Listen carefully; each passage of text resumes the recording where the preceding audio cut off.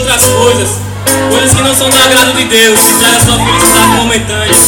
Vem para aqui ouvir a palavra de Deus de uma forma que vai lhe trazer a felicidade maior do que vocês estão passando agora nesse momento.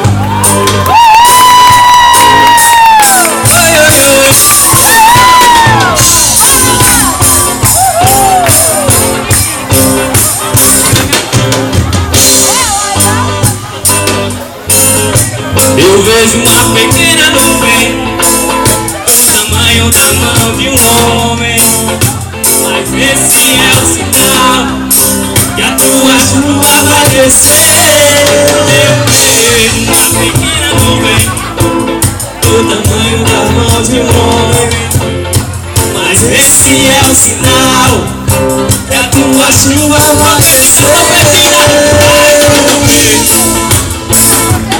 Vai chover, abre as comportas do céu. Vai chover, vai chover, vai chover. Abre as comportas do céu. Eu vejo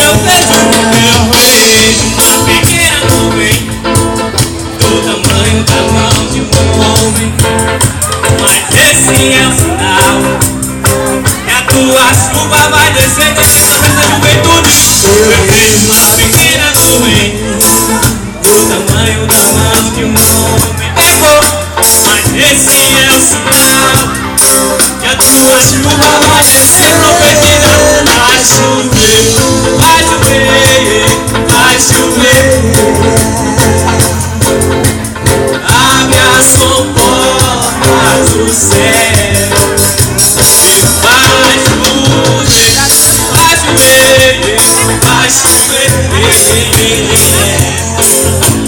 Abre as comportas do céu. Se pedimos, Jesus virá, e como chuva descerá sobre nós. E se pedimos, Jesus virá, e como chuva descerá.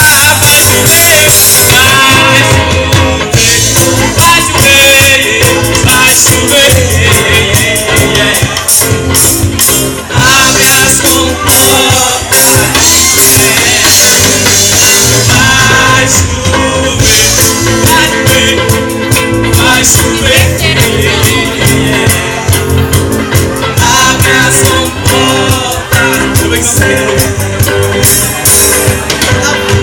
Eu vejo uma pequena nuvem e do tamanho da mão de um homem, mas esse é o sinal que a tua chuva vai descer. Eu vejo uma pequena nuvem do tamanho da mão de um homem, mas esse é o sinal que a tua chuva vai descer. Vai chover, vai chover, vai chover. Abre as comportas do céu.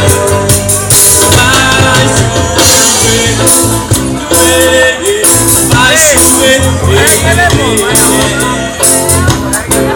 Abre as comportas do céu. Baixinho, baixinho, baixinho, baixinho.